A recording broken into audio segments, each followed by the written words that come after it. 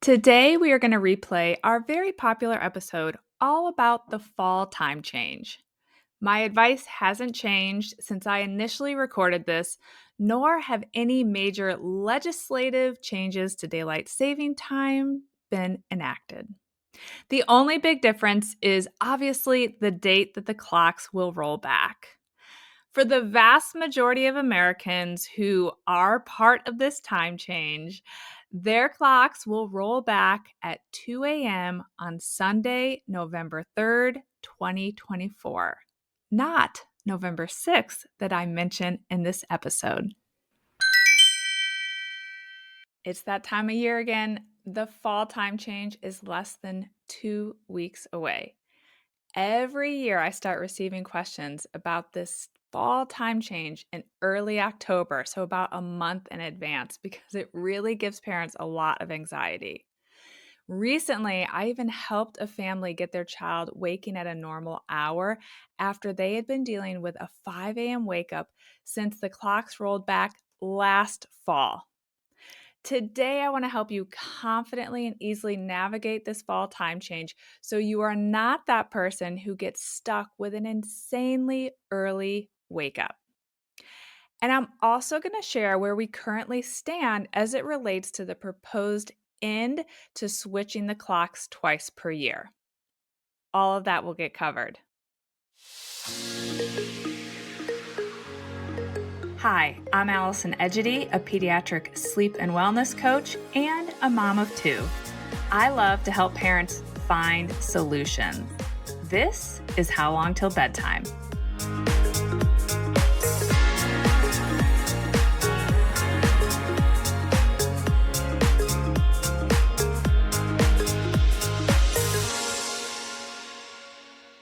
First, I want to dive in on where we stand as it relates to the Sunshine Protection Act. If you're not familiar with the Sunshine Protection Act, this was passed by the Senate in 2021, and it proposed that starting in November of 2023, so about a year from now, we will stick with permanent daylight saving time. So that's what's in the act. That would mean that this upcoming rollback that we're about to have would be our last one. I think a lot of parents were excited about this, but I do think it's important to note that the act needs to be approved by the House and the President. And as far as I can tell, nothing has been done with it since it was referred to the House Subcommittee on Consumer Protection and Commerce back in February of 2021. So this potential change that got big headlines in the news is just sitting right now. And it's very unclear to me what the likelihood is of it actually coming to fruition. I also want to note that the American Academy of Sleep Medicine has pushed back, and they are recommending that we stick with permanent standard time rather than daylight saving time, because standard time is more in line or syncs with our body's more natural rhythm, and it syncs with our natural environment.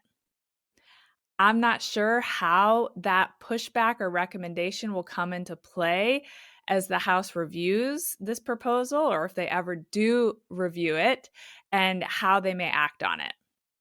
So while I know a lot of parents are really hoping that this would be the last time that the clocks roll back, I'm not sure how confident we can be about that. But I do have good news. I'm going to share how you can help your child smoothly transition to the new time and how you can avoid getting stuck with those crazy early wake ups. This year, the fall time change is on November 6th, which means the clocks throughout most of the United States are going to roll back an hour at 2 a.m. that morning, Sunday, November 6th. What this means is that children who typically wake, let's say at 6:30 a.m., are going to now wake up Sunday morning at the new 5:30 a.m. This is why the fall time change is often more challenging or frustrating for parents than the spring time change, where we spring forward. But the good news is that I've been guiding my community through this transition for years, and I make it quick and fairly painless. In fact, I took a poll of my Instagram followers, and the vast majority of them said that the fall time change hasn't been an issue. And that makes me really happy because that means they're probably sticking to my plan and less is more and it's going well. So I look forward to helping you be in that camp this year if you've previously struggled. Before I share how I recommend you help your child through this transition, I want to strongly encourage you to ignore the advice out there that's telling you to gradually transition your child during the week or two prior to the change or prior to the rollback. I don't recommend taking this approach because it can quickly throw your child's circadian rhythm off. It's important to remember that there are two big drivers that help our child maintain a consistent circadian rhythm. One is natural light, and the other is the rhythm of their day. The rhythm would be when they eat the meals, when they go to daycare or school, when they nap, when they get home, when they go to bed, etc. If you start slightly tinkering with their sleep schedule, so that part of the rhythm before the time change, and the rest of their rhythm hasn't shifted, so their meal times aren't changing, the time that you leave the house to drop them off at daycare or school isn't changing, the time that you get home at the end of the day and feed dinner probably isn't shifting that much, you're actually more likely to throw them off their natural ideal sleep rhythm because their body is going to be like, what is happening? Why is part of this rhythm changing, but the daylight isn't changing and other aspects of this rhythm aren't changing? I also think it's worth noting that I find that the gradual transition approach is most disruptive to our more sensitive children because they're the ones that are going to be most easily thrown off of their natural rhythm. This can result in your child's sleep becoming kind of messy, with them getting less than the ideal amount, with the naps shortening, potentially having night wakings or early wakings, or just generally carrying sleep debt into the time change, which is less than ideal and can result in those early morning wakings being even more likely. So, what should you do? I want you to do nothing in advance of November 6th. And then I want you to make some small adjustments on Sunday, November 6th, after the time change has already happened. And I want this whole transition to be behind you in 24 to 48 hours. So, how exactly do I want you to do that? On Saturday night, November 5th, you're going to put your child to bed and put yourself to bed at a normal time. Putting yourself to bed at a normal time is actually a really important piece of this, you guys, to help you not get frustrated. Because I know back in the pre-kids days, we all thought this time change was awesome. You got extra time to sleep. But let's be honest, those days are long gone. So get yourself to sleep at your typical time so that you wake up feeling rested the next day. So everyone goes to bed at their typical time Saturday night. Don't change your clocks before you go to bed. On Sunday morning, everyone's going to wake at their typical wake time. So if your child typically wakes up at 6:30, that's when we're going to wake up. But as we know, the reality is that is actually the new 5:30. But this should not be a problem because no one should be overtired yet. You all went to bed at the right time and you all got the right amount of sleep. So you're going to get up Sunday morning and now you're going to change your clocks to the new time. So you're going to change that 6:30 to a 5:30. And then it's time to prepare for Sunday naps, assuming you have a child who still naps. The only change I want you to make to your child's nap schedule is to have all the naps start 30 minutes earlier than normal. So I'm going to give an example of a child who's on a 2-nap schedule here. Let's say your child typically naps at 9:30 a.m. and 1:30 p.m. On Sunday, you're going to put your child down at 9 a.m. and 1 p.m. So that's the old 10 a.m. and 2 p.m.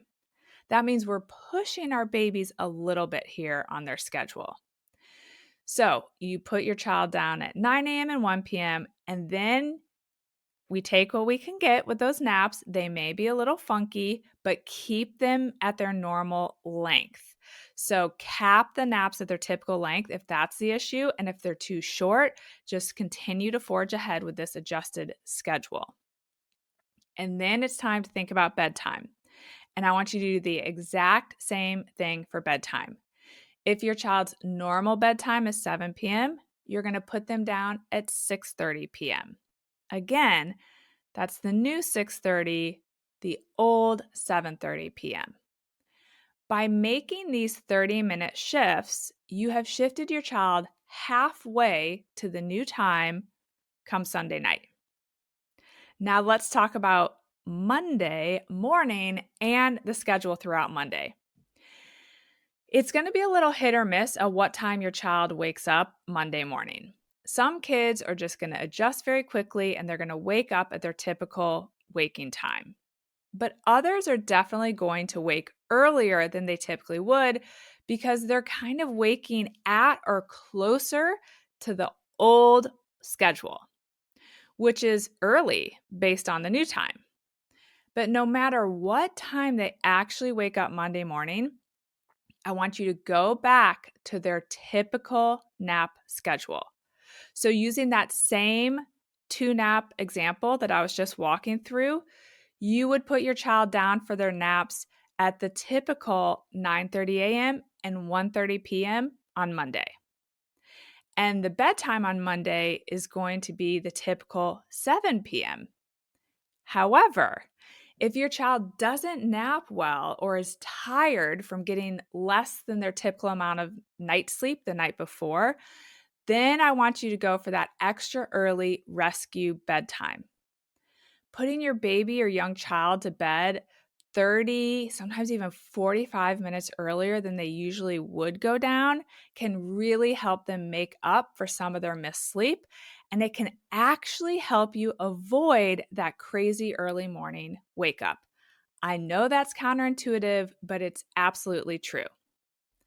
So that's it. That's all I want you to do. I want you to do nothing until you wake up Sunday morning, November 6th. Then you're going to make those small tweaks on Sunday. And by Monday, I want you to go back to your child's normal schedule. And since I know this is all confusing and your nap times might not be the same as the ones I mentioned, I have gone ahead and made a simple cheat sheet for you that will allow you to fill in the typical times and the new times on how I want you to adjust on Sunday and Monday.